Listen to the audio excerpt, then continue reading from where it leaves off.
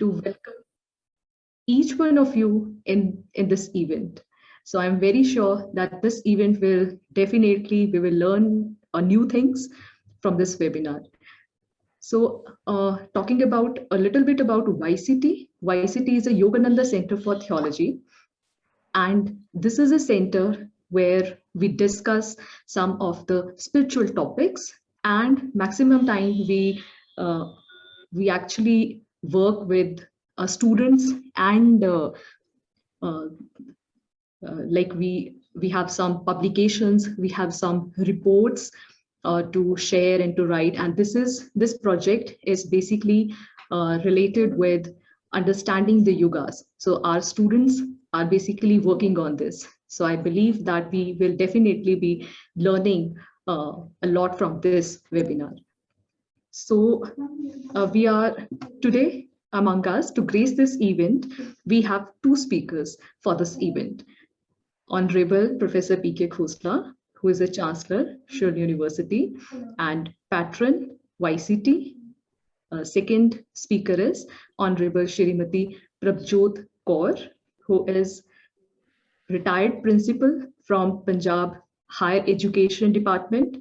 We also have a very eminent guest among us, Dr. Darshan Jyot Kaur, who is a MBBS, MD, gynae, and a very renowned person. And we also have chairman for YCT, Mr. Vivek Atre, and we also have Dr. Amar Raj Singh Suri, who is associate professor in School of Engineering. So I definitely believe that we all will learn a lot from these speakers. So I think there is some issue with the technical issue with our first speaker.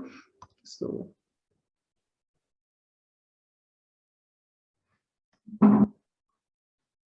now may I request Professor P.K. Khosla sir to kindly present your views, sir. Until or until I think ma'am is facing some problem in connection. So I request you to kindly proceed with this understanding the yoga topic. So Prerna, that means I am the first speaker. I have to open the subject. Yes. Am I right? Yes. Yes, sir. Okay. So, Mr. Vivek Atre,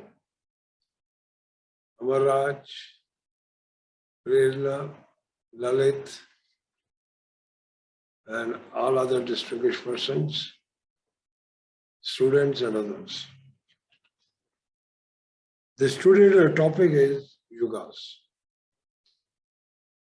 Wherever you are living, in what type of family you are born, and you will often hear people saying, "Yaar, aajkal kalyug hai, paap बढ़ रहे हैं. COVID हो गया, COVID-19, पाप बढ़ रहे हैं." This is a common thing. And if you study the statement a little further, then the belief is Kal Yuga runs into lakhs of years. As you further extend the matter, people will Satya Yuga aayega. So there are few issues. Firstly, from Kali Yuga, you cannot get Satya Yuga directly. If there are 4 yugas, the Satya Yuga, Treta, Dvapar, the Kali Yuga. So the Kali Yuga, if it is continuing or it has ended, so it will first ascend to Dvapar. And from Dvapar, it will go to Treta, and Treta, it will go to Satya Yuga. Satya Yuga is far away. Even if we believe, even if we say that Kali Yuga has ended, even then it will take time.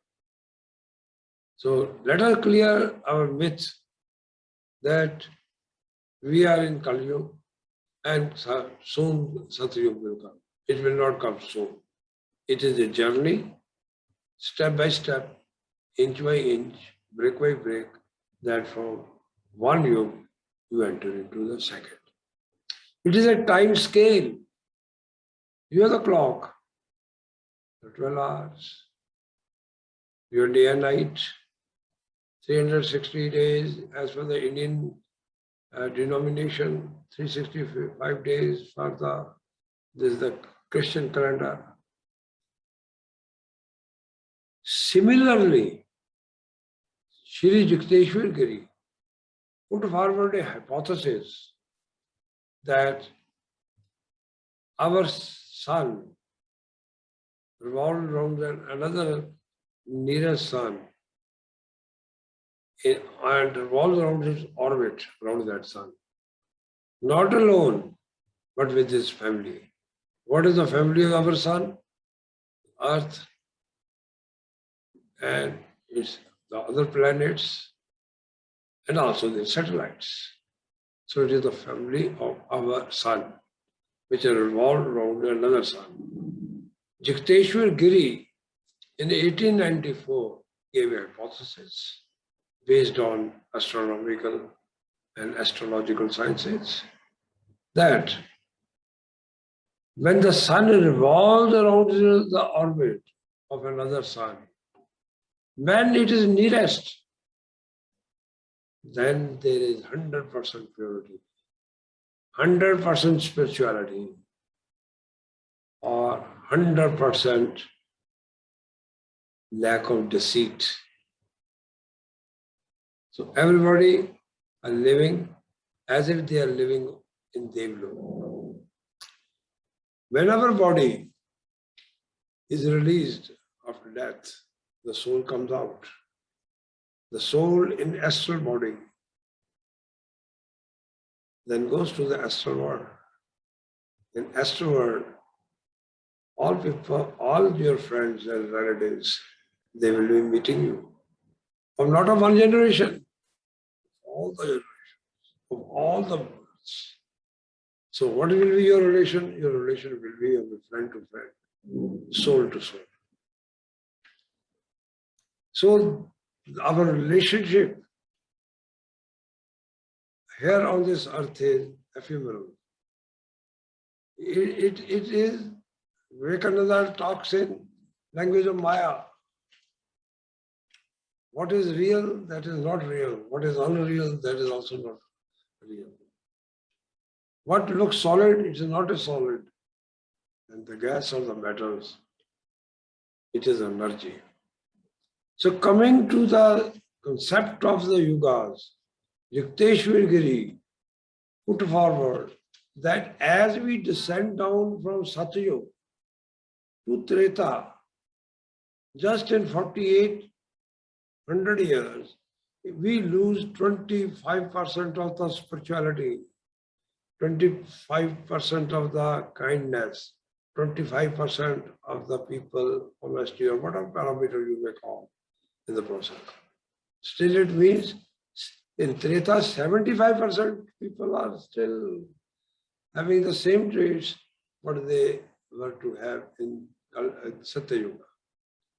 So this descent from Satyuga, so we call that the age of the Satyuga is 4800 years.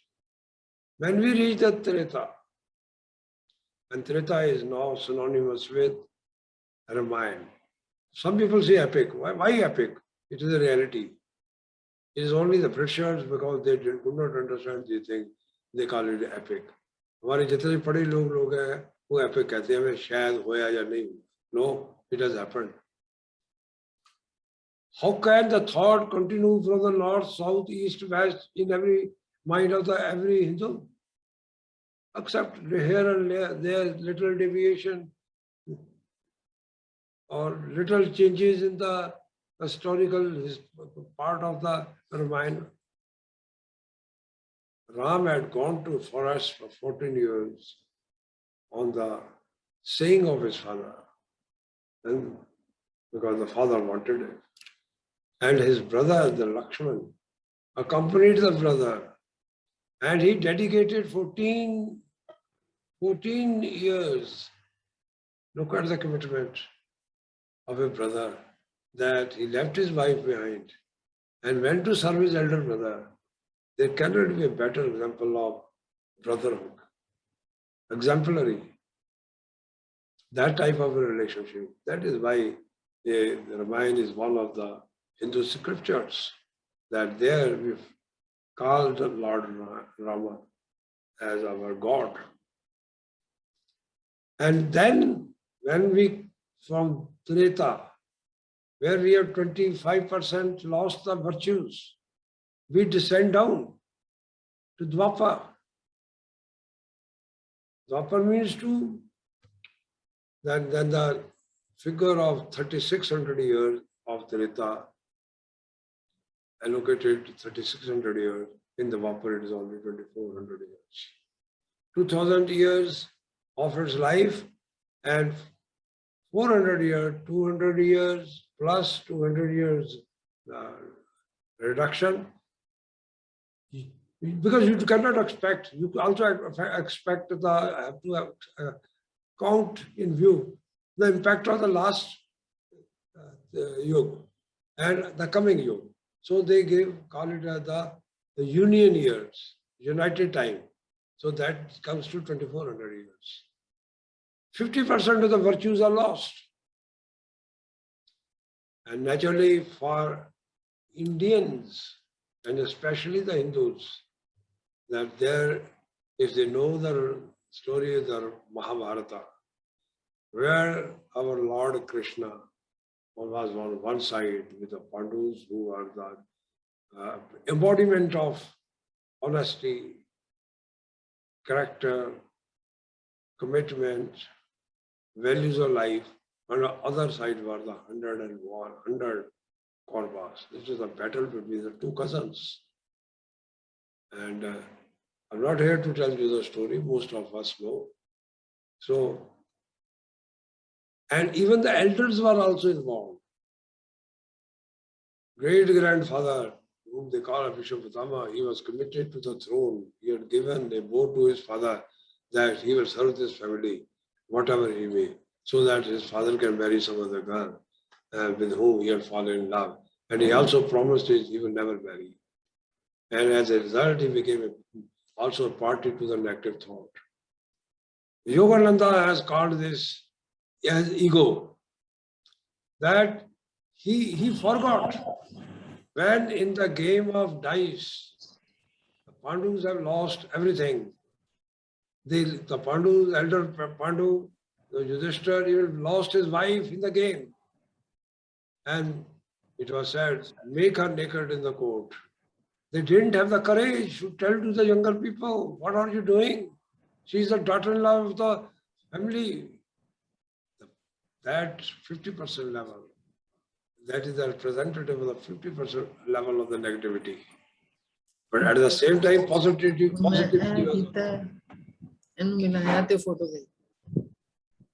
Pardon? That is the 50%. Then from Dwapar you entered into Kalyan of 1200 years. So this is descending. According to Yukteswar Giri, there is a descending, then there is ascent. In ascent, Kalyug, ascending, because you have to reach to the Satyayuga. Then Dwapar, ascending. Then Treta, ascending. Then you again come back to the one half cycle is of 12,000 years. And the total is 24,000 years.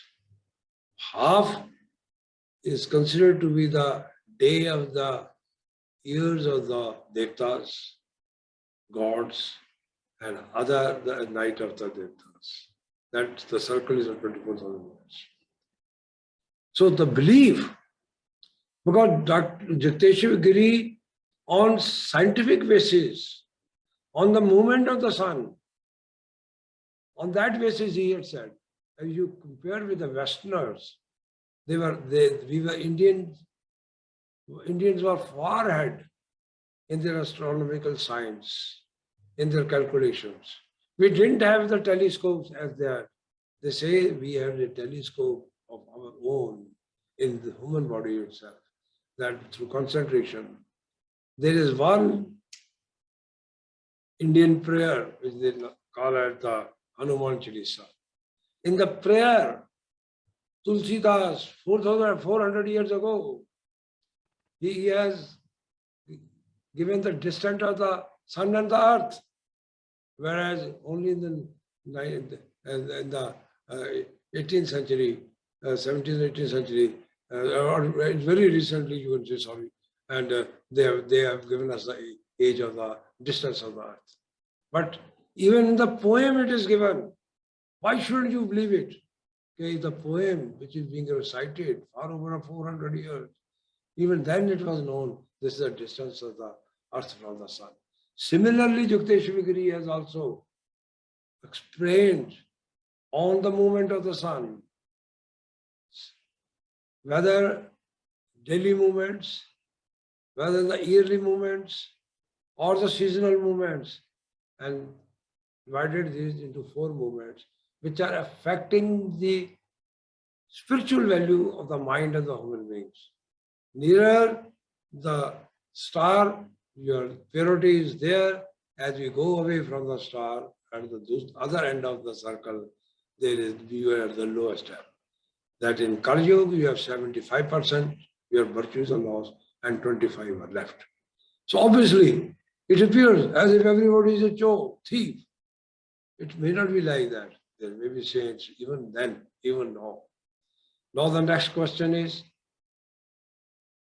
if the yugas are 24,000 years, or one cycle is of 12,000 years, and is it continuing Kali Yuga or Kali Yuga has passed?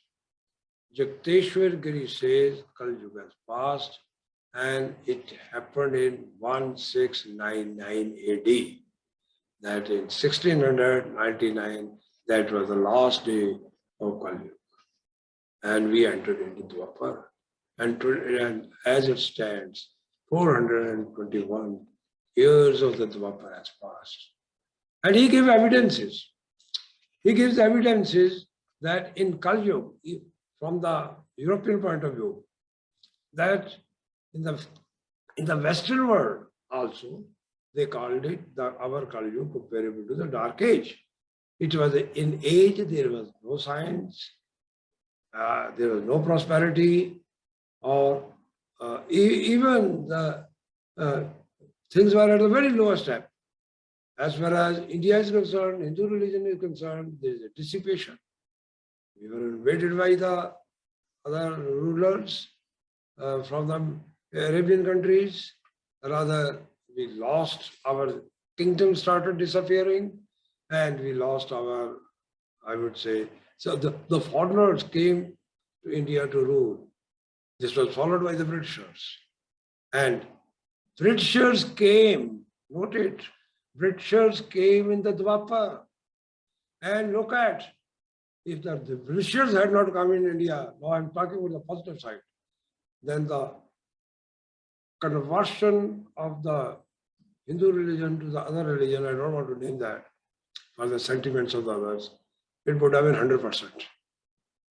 Because historically one, the Mughal king, who was busy in converting the Hindus into its own religion, I believe it, because my family of the Khoslas, they received the letter from that king. And that letter is still somewhere preserved in the Khosla history. I have read one book. I have 2 pages which I have written in my autobiography. I produced it. But since Aurangzeb had died, they sent one of their barber to whom they made the commitment that we will feed your family as long as your next progeny is there. We will continue.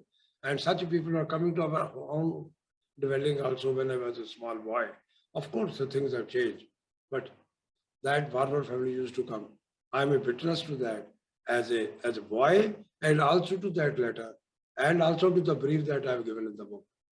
So it is not a concocted thing. No, there was a pressure on the royal families, on the affluent family, everyone to change the religion. And either change or face the consequences. Obviously, consequences not to be discussed. What will be the consequences? There is a saint, Guru Gobind Singh, who established Sikhism. His two sons were embedded in the wall, living sons. Look at the tyranny. That, of course, was going to the end of the Kali Yuga. That king died in the beginning of the Dwapar. Then conversion stopped. Stability started coming. India was ruled by the Britishers. They did not intervene in our religion. No more conversions. Hindus and Muslims can live the way they want to live. They wanted to utilize our raw material as a resource because of the Renaissance age. They have developed science. From science, they developed technology. From technology, they have the Industrial Revolution. And for that, they came to the other countries and which they conquered and developed their colonies for raw material. And Europe saw the, I would say, the financial revolution. Their whole wealth, what could have been here in the East, that had gone to the West in those 200-300 years. But from the spiritual point of view, from the spiritual angle, from the social angle, that period gave us I would say, a comfort, solidarity, that united India. Of course, there was a division between India and Pakistan. That is a separate matter. But if you look at the contribution of the Britishers, because that is Dwapar. That is why I am telling. They gave us the railway system, they gave us the telegraphic system, they gave us the army, they united the country, the kingly states into one unit, and they made us to realize indirectly they were doing it for the benefit. It was a divine authority which were doing all these things. But eventually, who gained? India gained when in 1947 India became an independent country. The Britishers left us as a united India, a democratic country which has a hope to live. They say 19th century belonged to the Europe, 20th century belonged to the United States, and 21st century belongs to the China and India. Oh, India is a laggard, of course. I am of the belief there are still 79 years to go. India will definitely come up in economy, in everything, along with spirituality, which Jyoteshwar Giri has pointed out in Dwapar. So it is a Dwapar era in which you are living. So the myth that we are in Kali Yuga, it has to be washed out. So this is a responsibility we give it to our theology group, that every Hindu, every Indian believes, especially whether it's a Jainism, Sikhism, or Buddhism, or whichever branch of the Hinduism they believe that we are in the Kali Yuga. That is why the sins are there. Sins were always there at every time, accepting the Satya when the distance was the nearest. But the extent and the magnitude of the impurity and the sins were much less in Treta than little higher in the Dwapar, and up to 75% were in the Kali Yuga. Then Kali Yuga was followed, the descending was followed by the ascending Kali Yuga. So 24 years. If you look at the world history, that clearly gives you instances, references that the history, that was a real dark age. And as we have come out, look at the technological revolution has taken place in the last 200 years, last 100 years, last 50 years, because now at the age of 81, I've seen from the cart going on foot to car to cycle to bus to automobiles and then to aeroplanes. This journey I've seen before my eyes, that there was nothing. Life was very primitive then, but now the life has become so sophisticated. It will still be. The more you enter into Dwapar, many things will happen. Unimaginable things will happen. And when you come to the Treta, then this destruction is a law of the Yugas which call it. So friends, I am closing here with the last remark that we do not know whether in other religion the Yugas are there or not. But in Mexico, one old remnant has come out, which it calls these as golden, silver, bronze, and Iron Age. Those are, years may vary, those are equivalent to the 4 yugas of the Hindus. Hindus have given equal emphasis on physical prosperity to the spiritual prosperity. So their concept is more confined towards spiritual growth, from which falling down from one yoga to another yoga, and then again arising up. When I was a boy, nobody talked about meditation. My mother never asked me. She too was not knowing what is meditation. Now I am a disciple of Paramahansa Yogananda. I read his book, Autobiography of a Yogi. And when I read that book, I said, oh wow, can this happen? That the body can be decomposed into matter and you can move with the speed of the light and then come out and recompose your body, the atoms into matter. Unimaginable things.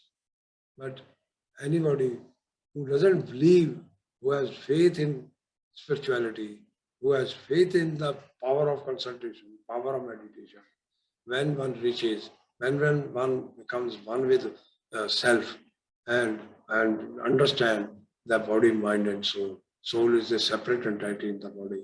Then the wonders of this. So Paramahansa Yogananda gave us his, it was also divine drama. Man born in India, lived in the United States for long 32 years.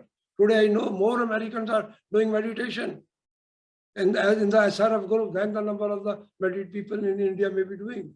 Because they believe, Indians believe, okay, fine, and we will do it when the proper age comes. So it is said in our preachings, Yogananda has written, time is not far when East will learn the Western, West will learn the Eastern scriptures, Eastern method of meditation, through which the matter could be understood. And the East will understand the ways of science and technology. And era will come when both East and the West will be at par. The Easterns have been poor and they have been concentrating on the spiritual pursuits. Westerns have been pursuing the material pursuits. The time of the Yugas going, as we go up in the Vapor or Treta, you will find that every day that passes, there will be prosperity for everyone. The future is there because the combination of material life and the spiritual life is what the Yugas teach us. Thank you very much.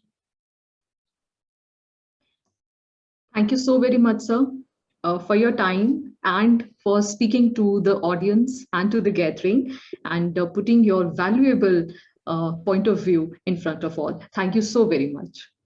So before we proceed with the next speaker, may I request now Chairman, Yogananda Center for Theology, Mr. Vivek Atre, to kindly speak few words. Over to you, Vivek, sir.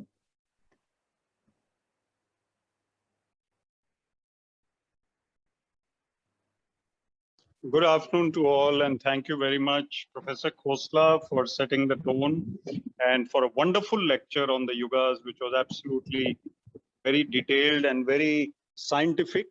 As everybody knows, Professor Khosla is a devotee of Paramahansa Yogananda ji, and the guru of Paramahansa Yogananda ji, Sri Yukteswar, wrote the book, The Holy Science, and these postulates, these theories, these facts have come mainly from there.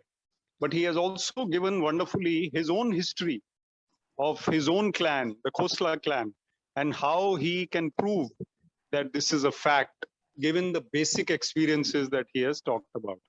So I think it's a wonderful topic to be discussed. And I'm sure Dr. Prabjot Kaur ma'am will also shed light on this in her own thoughts with her own scientific analysis or theory or research. But the very fact that our Yogananda Center for Theology is able to conduct these webinars with eminent speakers and urge them to debate, to think, to discuss, to ponder, to write about these topics, which are long forgotten and people are rushing about here and there without understanding the meaning of the universe and spirituality and theology and the study of the divine. So we are playing that role. And this is our 6th webinar. We will continue to do more. I'm sure that our speakers will enlighten the audiences, not only live today, but these recordings will be available for posterity on YouTube, as well as through our publication, which will come out in December. All the recordings will be summarized and printed and published. So my congratulations to Dr. Khosla for a wonderful lecture, and over to Dr. Prerna for introducing the next speaker. Thank you. Thank you so very much, sir. Regards. So proceeding further with the webinar, now we have Honorable Shrimati Prabjot Kaur, who is a retired principal from Punjab Higher Education Department, and she held many positions in academic world. Like she was a member of Sikh History Research Board. She was also the past President Institute of Sikh Studies in Chandigarh, and many other parts. Ma'am has been the keynote speaker for many seminars held by different organizations, including the US-based different foundations. And ma'am has been awarded with numerous awards, and some of them are Dr. Radhakrishnan Award for Women in Education, Desh Seva Ratan Award, and many other awards. And we are very proud that ma'am has many publications in different journals, and ma'am has authored some books too. So we are very honored, ma'am, that you are among us. Now, may I request you to kindly speak to the audience. Over to you, Prajot, ma'am. Good afternoon, everybody. I hope I can be heard now. Yes. Yes. So I must congratulate the Center of Theology, Shoolini University, for having conducted these seminars, this important heritage of our country and of our theology, of our religion also. So I am also being requested to put in my little bit, whatever little bit I know, I'll try to transmit to everybody here. So my main concern, Dr. Khosla has explained the theory of Yugas, and that has been there in existence since times immemorial, since the civilization appeared on this part of the world. And so our culture has always been believing in the Yugas. So what does Sikh thought say about the Yugas? That is my theme for today. Now, Sikh religion was founded by Guru Nanak, who appeared on the stage in 550 years ago, when it was the time of Kal Yuga. I was listening to Dr. Khosla, and he was saying that Kal Yuga was over in 1699. So, but the popular belief says that the Kal Yuga is still going on with that. So I need to study more that which age is going on now after 1699. But so I am basing my thesis on the already prevalent belief that we are passing through the age of Kal Yuga. Now, Kal Yuga has been called the Dark Age or the Iron Age. So when political and religious leaders were not beautiful, common man was steeped in ignorance, social, ethical, and spiritual degeneration was at its peak. So this is what our history says, that when Guru Nanak appeared on the scene, this was a situation. This was the condition of our society at that time. So we were leading a very helpless life for thousands of years under the foreign rule. And we were crawling like insects on the ground. We had no self-respect, no value of life. And Guru Nanak, being a dynamic person, he tried to understand and analyze the whole problem, and decided to do something about it. He went on the world tour called Uthasi in Sikh parlance. So he went to all the people who had lost touch with their higher self. As we all agree and we all believe that in the Kal Yuga, just one leg of religion is intact. We have already lost 3 legs of religion. Satyuga had 4 legs, Treta had 3 legs, Dwapar had 2 legs and Kali Yuga has only 1 leg of religion. So obviously there was degeneration of religious and moral values. So Guru Nanak appeared on the scene. He wanted to do something about it. He went all over. He traveled 25,000 miles on foot during those years, and he went and met the people who had lost touch with their higher self that we are originally made to be. We are made to be spiritual beings, but we lost touch with the spiritual beings.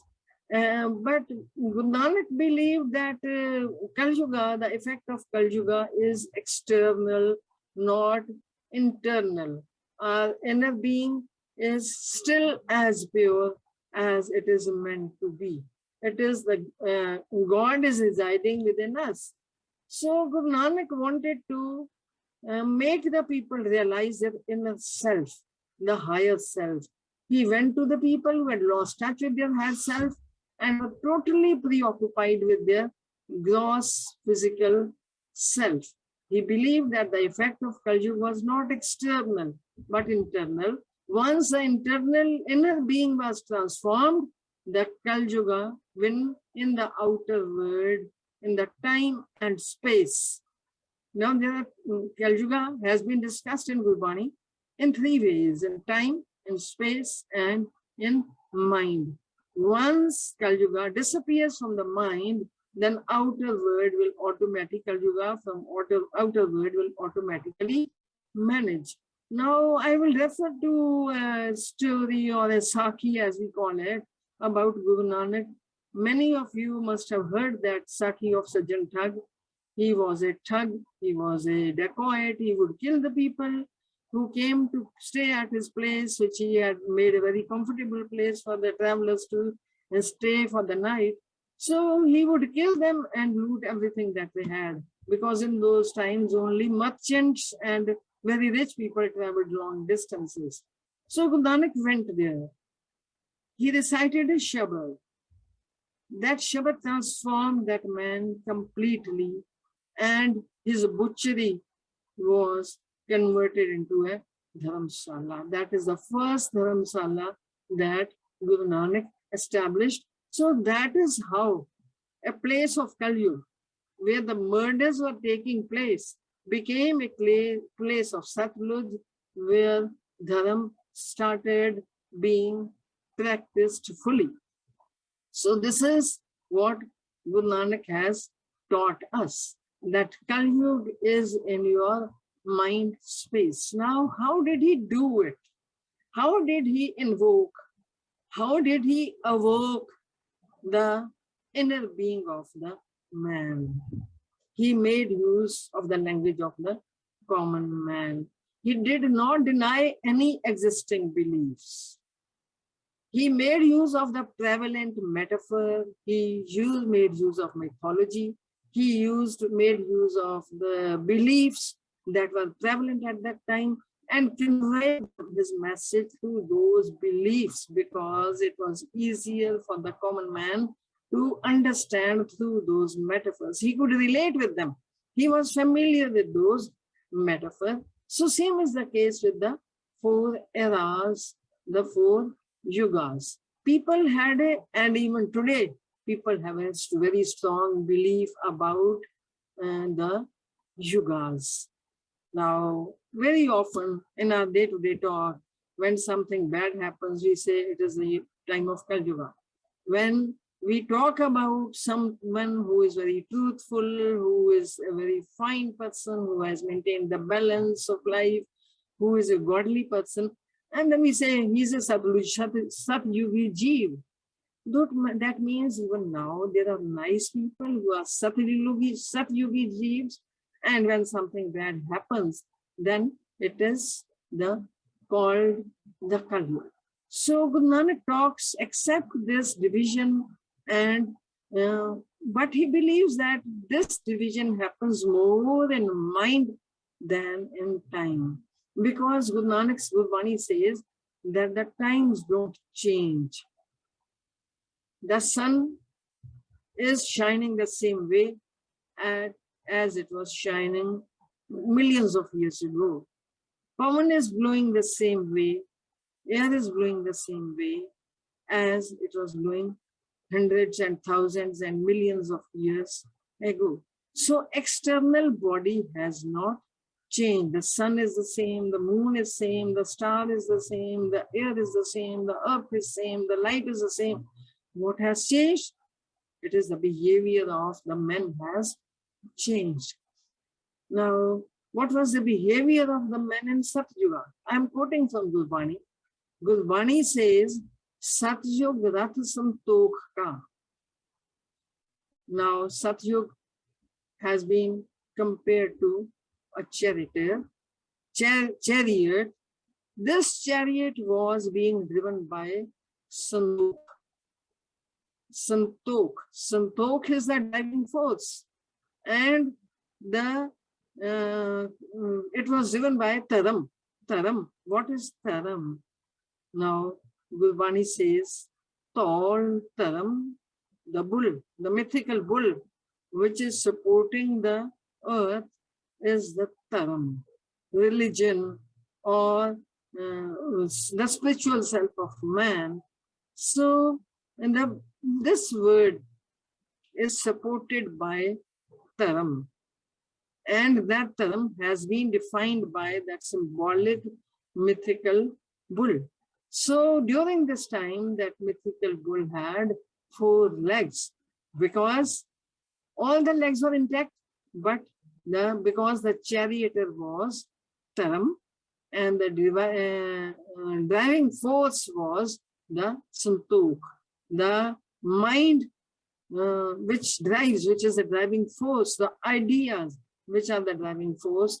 The idea was ruled by a spirit of contentment, spirit of Santokh. And while in Trete, what was who was the driver?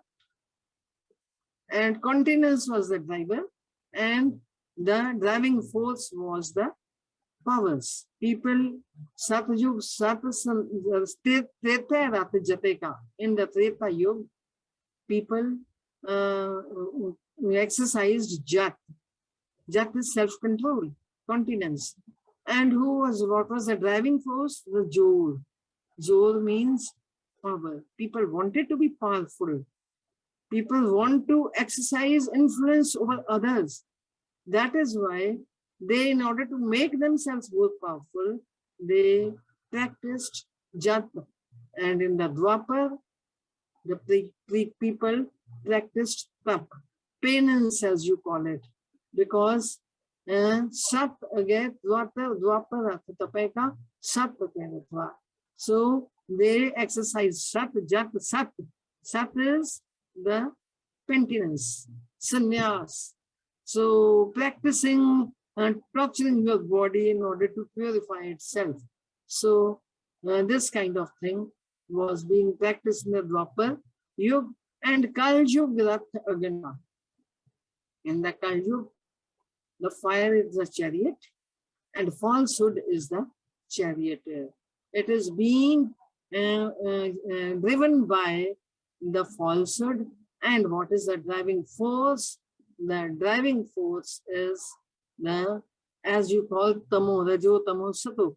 Each Yuga is defined by certain gunas also. Rajo, Tamo, Sato. Our philosophy talks about it. Our Shastras talk about Rajo, Tamo, and Sato. They say Sato Gun, being truthful, being true to the religion. It was the main guna, main quality of the people of the Satyug. In Dwapar, they were driven by Rajogun, to some extent Satogun, and to a little extent to Tamogun.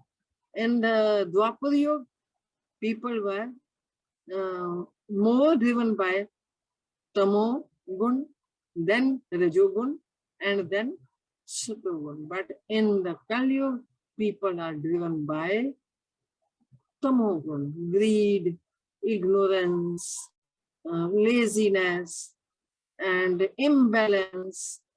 So, and being violent, All these qualities are associated, have been called tamogun in our culture. So this is how Satyug has been defined in brief. Now I'll take another composition of the fourth Guru.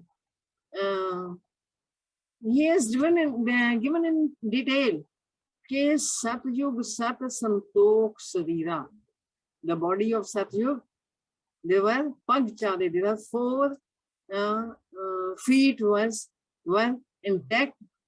The hearts of the people were in peace, while Teta Jug Aya Antar Jor Paya. Men's minds were ruled by power and they practiced celibacy and self-discipline. But one leg of the religion was removed. Treta Yuga, in the Treta Yuga people, once again it is being repeated. So I leave these 2 lines because of the paucity of time.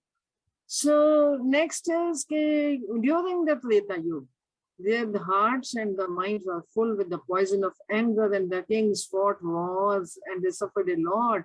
And the minds of the people were afflicted with egoism and self-conceit, and arrogance increased. But then the next is the most important line, which is repeated almost everywhere, wherever the Gurus have talked about the Yugas. He says, in the Treta Yuga, people were driven by the sentiment, by the emotion of power, attaining power. But then, during that time also, people could be relieved of this problem of power, being arrogant and being angry, if my Lord showed his mercy and he eradicates the poison of by the Guru's teaching and the Lord's name. Even at that time, repeating or remembering the Lord, the Almighty, the all-powerful God was important, and the importance of the Guru has always been stressed in Gurbani.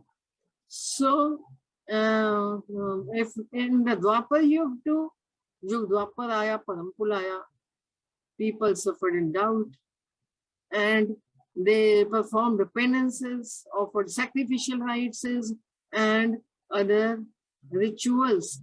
And even in this Yuga, the Guru says, again, there were great wars. We know about Mahabharata and great discussion. 2 legs of religion were dropped.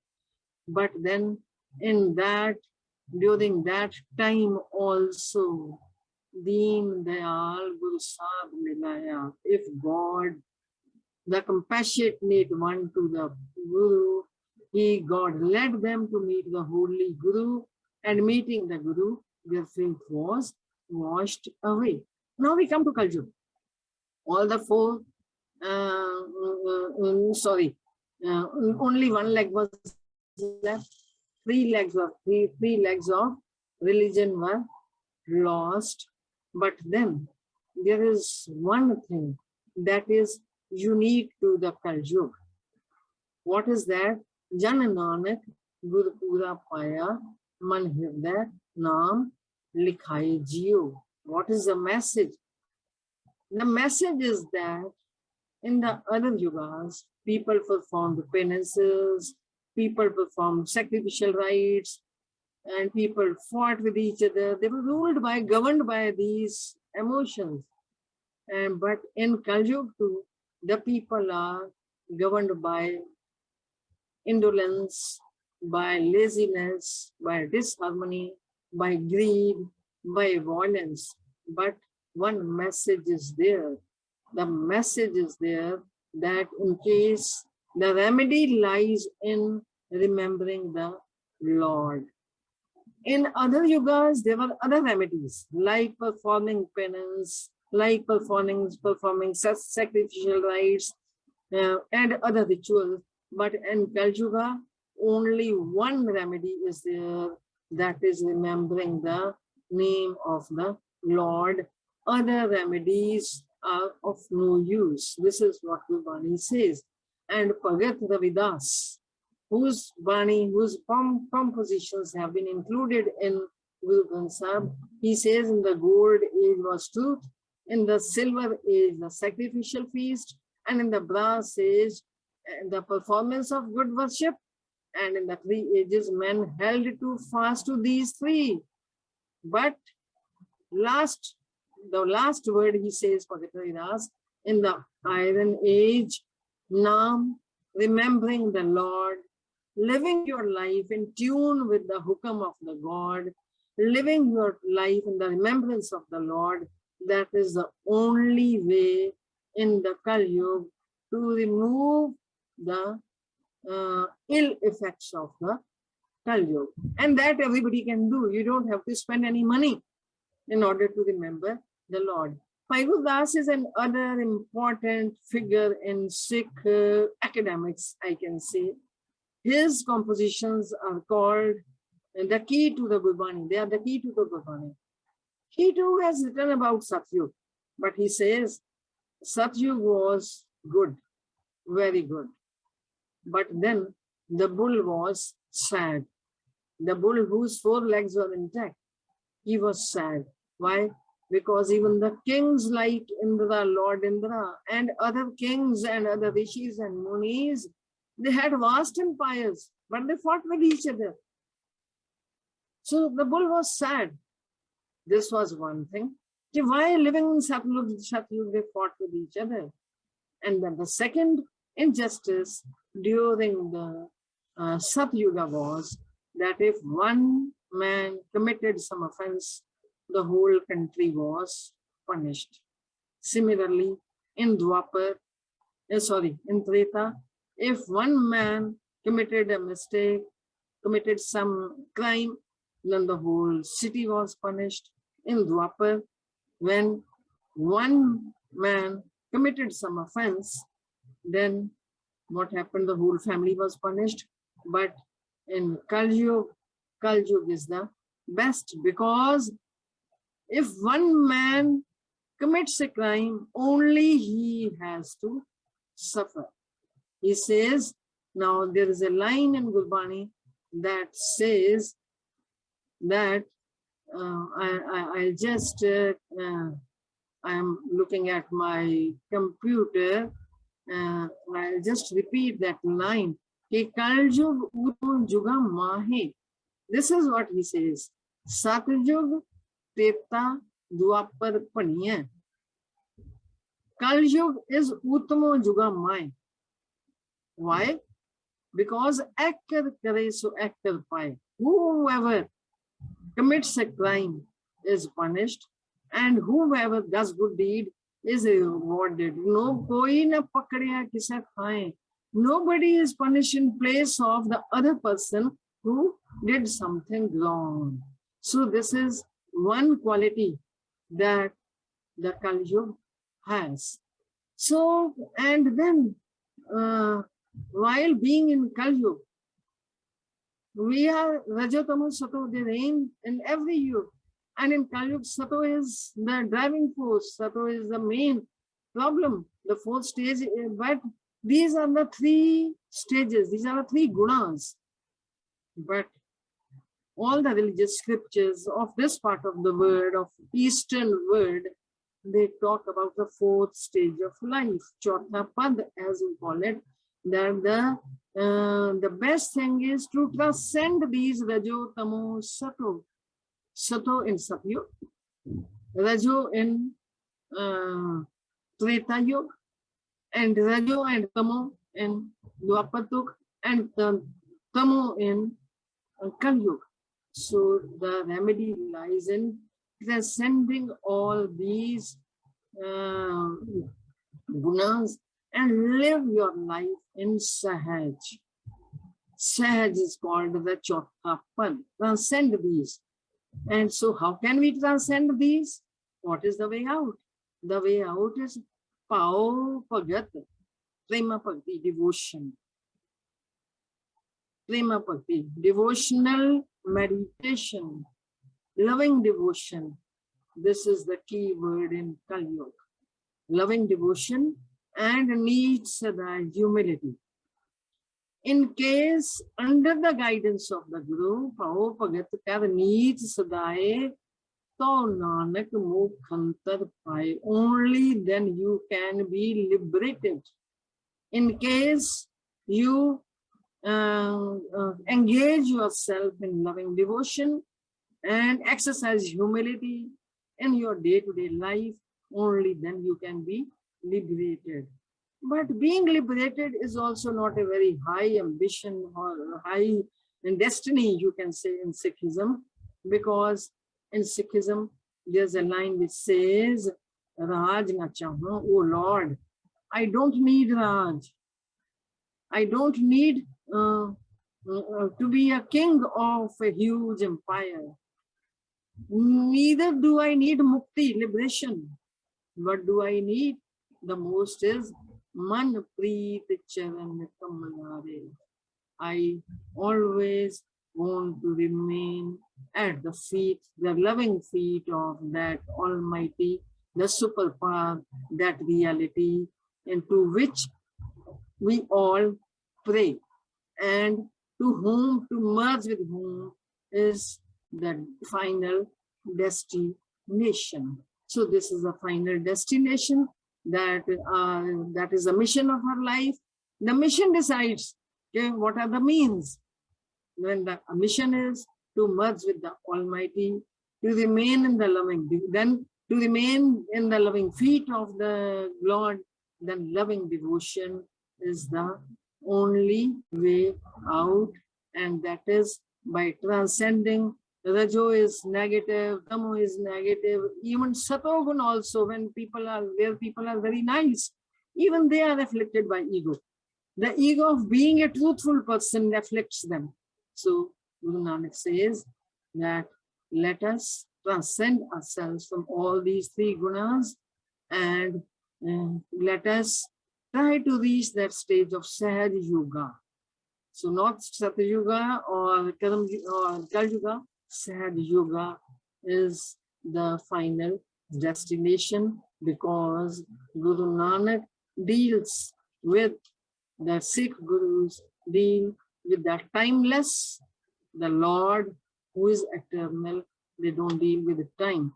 All their composition is directed towards how we can understand and how we can remain in the lotus feet of the Almighty God, and that is by loving devotion. So this is the target of life that the Sikh Gurus want their followers to achieve. Thanks a lot for giving me the opportunity to talk to you, and more important, giving me the opportunity to study this subject. I have tried to study and convey whatever best I could understand. So, but it is just a beginning. I've just started studying this topic. So maybe you people, the people who are attending this seminar, their focus has been on this. So I might have made many mistakes.